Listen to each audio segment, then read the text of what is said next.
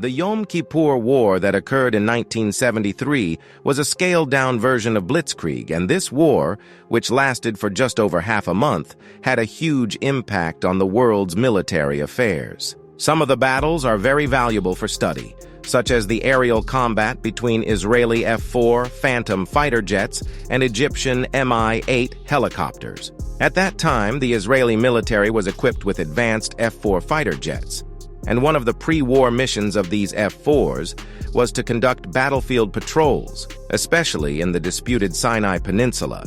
The Mi-8 helicopters of the Egyptian army, on the other hand, were medium-sized helicopters that entered service in the late 1960s and were also considered advanced and reliable at the time.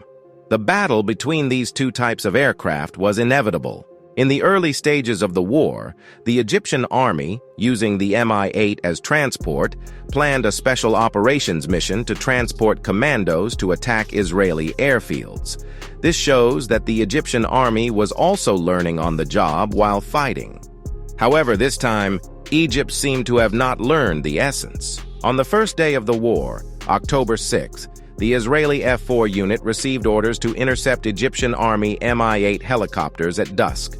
At that time, there were dozens of Mi-8s carrying commandos, flying low over the Israeli front lines and striking weak rear defenses, such as the Rephidim Air Force Base. The actions of these Mi-8s were daring. They chose to launch their operation at dusk when visibility was poor, while flying low to evade Israeli radar.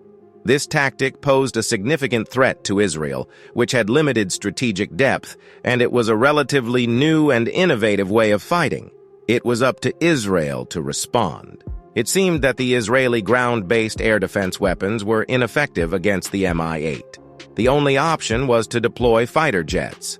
The F-4 fighter jets, which were ordered to take off, located the Mi-8 after a search. However, the pilots quickly encountered a tricky problem.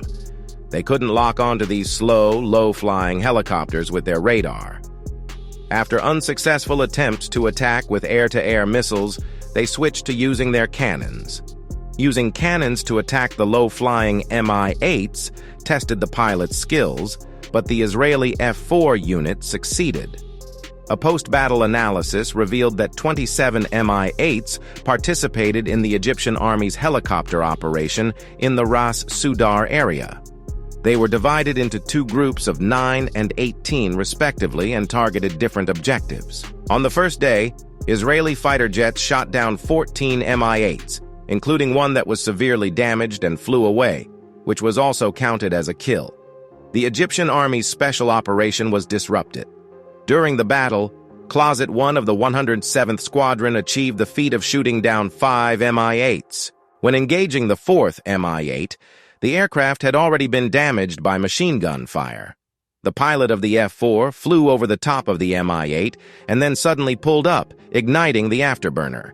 The Mi-8 accelerated and crashed to the ground due to the airflow. Setting aside the entire war and focusing solely on this Egyptian special attack operation and the Israeli defense operation, the Israeli military can be said to have won a complete victory.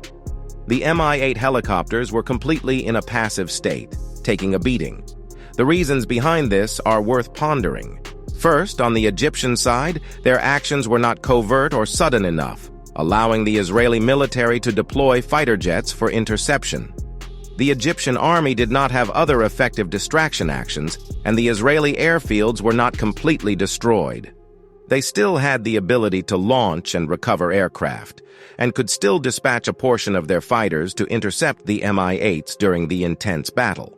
Such a risky enemy rear attack operation, without air superiority and without concealment, had a very low chance of success. Looking at the Israeli side, although they were victorious, they also had problems. They lacked effective weapons to deal with helicopters, such as low-altitude air defense guns, portable air defense missiles, armed helicopters, etc.